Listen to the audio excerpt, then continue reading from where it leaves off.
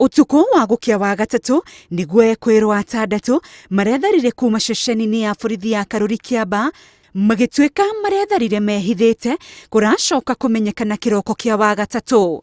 Agikira uhoro uyu mukonde, komanda wa borithi sub-county-ini ya Kiamba Michael Muchiri augite mihango ya gwethana nao ni irathie na mbere, akiuria muingi guteithiriria kuhura ripoti ya umwe wao angioneka handu. Tunaendelea kuwasaka sisi wenyewe, lakini itakuwa ni vizuri sana wananchi wakija pande yetu, vile watu tunasaidiana, ndio tuweze kurudisha hawa waweze kumaliza ile vifungo ambao walikuwa wamepewa na koti.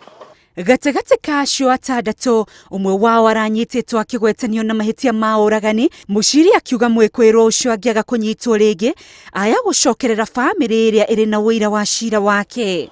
Tuko na remandees 5 kati ya hiyo group, na pia tuko na mmoja ambaye tayari alikuwa ameanza kuserve sentence convict mmoja.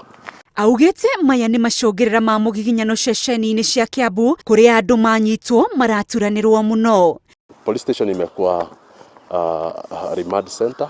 Hawa wamekaa hapa karibu miezi 3 sasa. So uchunguzi tayari umeanza kudhibitisha hasa ni kitu gani ambayo ilisababisha ile.